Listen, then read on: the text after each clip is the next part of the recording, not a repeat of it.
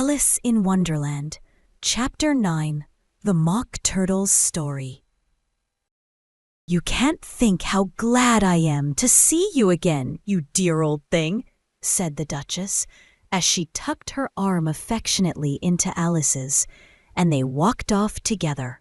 Alice was very glad to find her in such a pleasant temper, and thought to herself that perhaps it was only the pepper that had made her so savage when they met in the kitchen. "When I'm a duchess," she said to herself, not in a very hopeful tone though, "I won't have any pepper in my kitchen at all. Soup does very well without. Maybe it's always pepper that makes people hot-tempered," she went on, very much pleased at having found out a new kind of rule. "And vinegar that makes them sour, and chamomile that makes them bitter, and barley sugar and such things that make children sweet-tempered. I only wish people knew that. Then they wouldn't be so stingy about it, you know." She had quite forgotten the Duchess by this time, and was a little startled when she heard her voice close to her ear. "You're thinking about something, my dear, and that makes you forget to talk. I can't tell you just now what the moral of that is, but I shall remember it in a bit." "Perhaps it hasn't one," Alice ventured to remark. "Tut, tut, child," said the Duchess. "Everything's got a moral, if only you can find it." And she squeezed herself up closer to Alice's side as she spoke. Alice did not much like keeping so close to her. First, because the Duchess was very ugly, and secondly, because she was exactly the right height to rest her chin upon Alice's shoulder, and it was an uncomfortably sharp chin. However, she did not like to be rude, so she bore it as well as she could. "The game's going on rather better now," she said, by way of peeping up the conversation a little. "'Tis so," said the Duchess, "and the moral of that is, oh, 'tis love that makes the world go round." "Somebody said," Alice whispered, "that it's done by everybody minding their own business." "Ah, well, it means much the same thing," said the Duchess, digging her sharp little chin into Alice's shoulder as she added, "and the moral of that is, take care of the sense, and the sounds will take care of themselves." "How fond she is of finding morals in things," Alice thought to herself. "I dare say you're wondering why I don't put my arm round your waist," the Duchess said after a pause. "The reason is that I'm doubtful about the temper of your flamingo. Shall I try the experiment?" "He might bite," Alice cautiously replied, not feeling at all anxious to have the experiment tried. "Very true," said the Duchess. "Flamingos and mustard both bite. And the moral of that is, birds of a feather flock together." "Only mustard isn't a bird," Alice remarked. "Right, as usual," said the Duchess. "What a clear way you have of putting things." "It's a mineral, I think," said Alice. "Of course it is," said the Duchess, who seemed ready to agree to everything that Alice said. "There's a large mustard mine near here, and the moral of that is, the more there is of mine, the less there is of yours." "Oh, I know," exclaimed Alice, who had not attended to this last remark. "It's a vegetable. It doesn't look like one, but it is." "I quite agree with you," said the Duchess, "and the moral of that is, be what you would seem to be, or if you'd like it put more simply, never imagine yourself not to be otherwise than what it might appear to others that what you were or might have been was not otherwise than what you had been would have appeared to them to be otherwise." "I think I should understand that better," Alice said very politely, "if I had it written down, but I can't quite follow it as you say it." "That's nothing to what I could say if I chose," the Duchess replied in a pleased tone. "Pray don't trouble yourself to say it any longer than that," said Alice. "Oh, don't talk about trouble," said the Duchess. "I make you a present of everything I've said as yet." "A cheap sort of present," thought Alice. "I'm glad they don't give birthday presents like that." But she did not venture to say it out loud. Thinking again, the Duchess asked, with another dig of her sharp little chin. "I've a right to think," said Alice sharply, for she was beginning to feel a little worried. "Just about as much right," said the Duchess, "as pigs have to fly, and the—" But here, to Alice's great surprise, the Duchess's voice died away, even in the middle of her favorite word, moral, and the arm that was linked into hers began to tremble. Alice looked up, and there stood the Queen in front of them, with her arms folded, frowning like a thunderstorm. "A fine day, Your Majesty," the Duchess began in a low, weak voice. "Now, I give you fair warning," shouted the Queen, stamping on the ground as she spoke. "Either you or your head must be off, and that in about half no time. Take your choice." The Duchess took her choice and was gone in a moment. "Let's go on with the game," the Queen said to Alice, and Alice was too much frightened to say a word, but slowly followed her back to the croquet ground. The other guests had taken advantage of the Queen's absence and were resting in the shade. However, the moment they saw her, they hurried back to the game, the Queen merely remarking that a moment's delay would cost them their lives.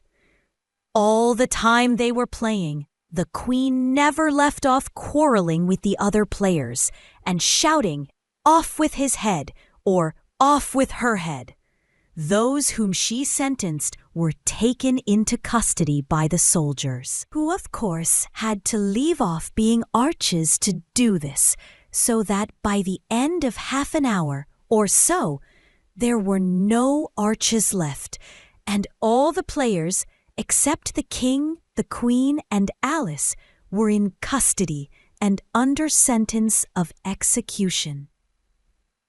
Then the Queen left off, quite out of breath, and said to Alice, "Have you seen the mock turtle yet?" "No," said Alice. "I don't even know what a mock turtle is." "It's the thing mock turtle soup is made from," said the Queen. "I never saw one or heard of one," said Alice. "Come on then," said the Queen, "and he shall tell you his history." As they walked off together, Alice heard the King say in a low voice to the company generally, "You are all pardoned." "That's a good thing," she said to herself, for she had felt quite unhappy at the number of executions the Queen had ordered. They very soon came upon a griffin, lying fast asleep in the sun. "Up, lazy thing," said the Queen, "and take this young lady to see the mock turtle, and to hear his history. I must go back and see after some executions I have ordered." And she walked off, leaving Alice alone with the griffin. Alice did not quite like the look of the creature, but on the whole she thought it would be quite as safe to stay with it as to go after that savage Queen. So she waited. The griffin sat up and rubbed its eyes. Then it watched the Queen till she was out of sight. Then it chuckled.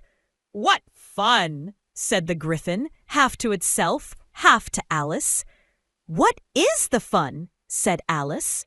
"Why, she," said the griffin. "It's all her fancy, that. They never executes nobody, you know. Come on!" "Everybody says 'come on' here," thought Alice as she went slowly after it.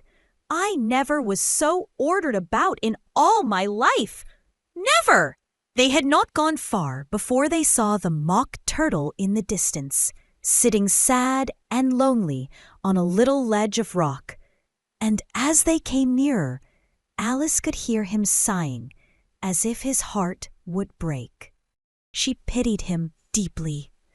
"What is his sorrow?" she asked the Griffin, and the Griffin answered, very nearly in the same words as before. "It's all his fancy that. He hasn't got no sorrow, you know. Come on." So they went up to the Mock Turtle, who looked at them with large eyes full of tears, but said nothing. "This here young lady," said the Griffin, "she wants for to know your history, she do." "I'll tell it her," said the Mock Turtle in a deep, hollow tone. "Sit down, both of you, and don't speak a word till I've finished." So they sat down, and nobody spoke for some minutes. Alice thought to herself, "I don't see how he can ever finish if he doesn't begin." But she waited patiently. "Once," said the Mock Turtle at last, with a deep sigh, "I was a real turtle." These words were followed by a very long silence, broken only by an occasional exclamation of "Huh!" from the Griffin, and the constant heavy sobbing of the Mock Turtle. Alice was very nearly getting up and saying, "Thank you, sir, for your interesting story," but she could not help thinking there must be more to come, so she sat still and said nothing. "When we were little," the Mock Turtle went on at last, more calmly, though still sobbing a little now and then, "we went to school in the sea. The master was an old turtle. We used to call him Tortoise." "Why did you call him Tortoise if he wasn't one?" Alice asked. "We called him Tortoise because he taught us," said the Mock Turtle angrily. "Really, you are very dull.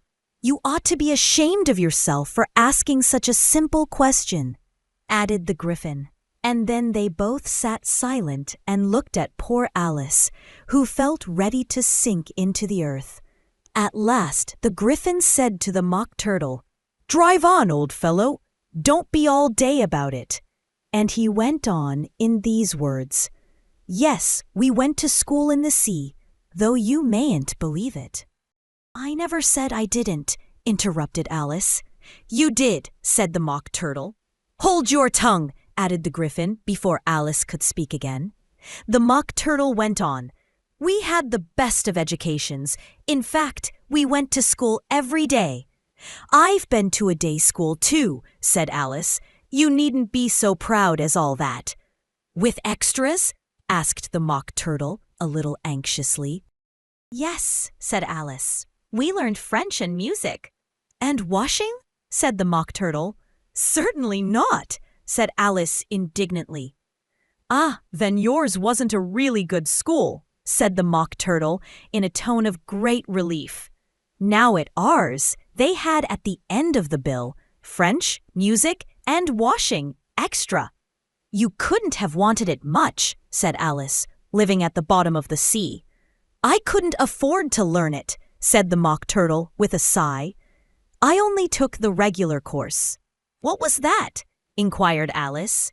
"Reeling and writhing, of course, to begin with," the Mock Turtle replied. "And then the different branches of arithmetic: ambition, distraction, uglification, and derision." "I never heard of uglification," Alice ventured to say. "What is it?" The Griffin lifted up both its paws in surprise. "What? Never heard of uglifying?" it exclaimed. "You know what beautify is, I suppose?" "Yes," said Alice doubtfully. "It means to make anything prettier." "Well then," the Griffin went on, "if you don't know what to uglify is, you are a simpleton." Alice did not feel encouraged to ask any more questions about it, so she turned to the Mock Turtle and said, "What else had you to learn?" "Well, there was mystery," the Mock Turtle replied, counting off the subjects on his flappers. "Mystery, ancient and modern, with seaography. Then drawling. The drawling master was an old conger eel that used to come once a week. He taught us drawling, stretching, and fainting in coils. "What was that like?" said Alice. "Well, I can't show it you myself," the Mock Turtle said. "I'm too stiff, and the Griffin never learnt it." "Hadn't time," said the Griffin.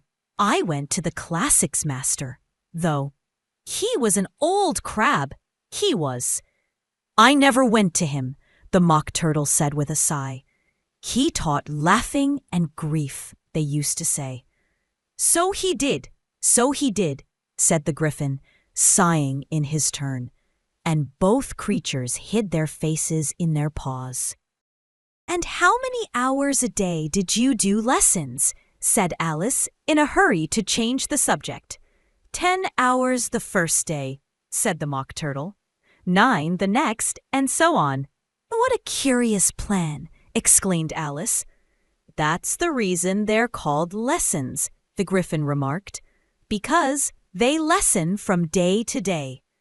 This was quite a new idea to Alice, and she thought it over a little before she made her next remark. "Then the 11th day must have been a holiday." "Of course it was," said the Mock Turtle. "And how did you manage on the 12th?" Alice went on eagerly. "That's enough about lessons," the Griffin interrupted in a very decided tone. "Tell her something about the games now."